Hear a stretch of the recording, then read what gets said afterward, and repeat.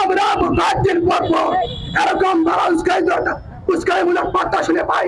তারা কে চাচ্ছে আসলে আমরা বুঝতে পারি না। তারা আসলে বারবার মুসলমানদেরকে উস্কাই দিচ্ছে নাকি তারা খারাপ মতদাতা?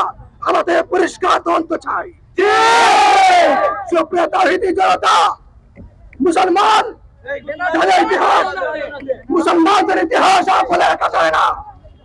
যুগে যুগে মুসলমান যাতে ইতিহাস পরিলক্ষিত করে মানুষ করছে, কিন্তু এই নাস্তিক গুলিদের নাস্তিকরা বাংলাদেশ সহ বাংলাদেশে এবং উপমহাদেশে গুলিবেগ নাস্তিকরা এদেশের মুসলমানদের, এদেশের বিশ্ব মুসলমানদের তারা যত মুস্কারি দিয়ে তাদের বস্ত্রতা টিকাতে যাচ্ছে, এটা তো মেনে দেওয়া হবে না।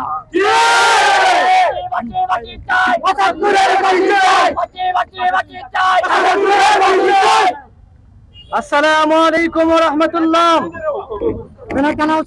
সংগ্রামী মুসলিম জনতা, আজ আমরা এখানে রাজনীতির প্রতিহিংসার প্রতিবাদে আসি নাই। আমরা এখানে এসেছি নবীজি মুহাম্মদ মুস্তাফা সাল্লাল্লাহু আলাইহি সাল্লাম হচ্ছেন আমাদের ইমাম। যে কাফির আমাদের ইমানের উপরে আঘাত করেছে তাদের বিরুদ্ধে আজকের এই প্রতিবাদ।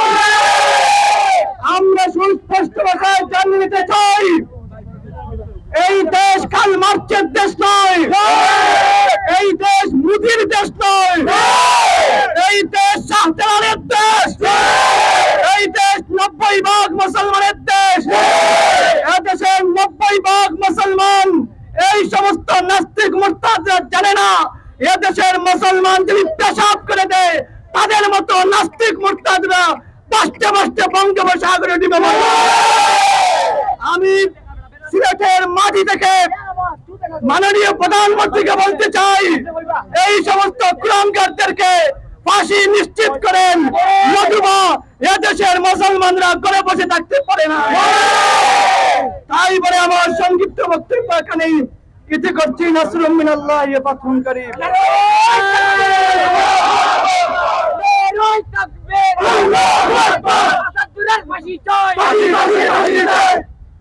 সম্মানিত সিলেটবাসী, আমরা এই সিলেটবাসীকে শাহজালালের তলোয়ারকে আবার উত্তীর্ণ করতে হবে।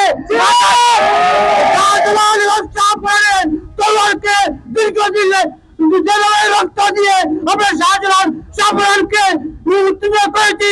সেইভাবে আমরা এই আসাদুরের ফাঁসি চাই।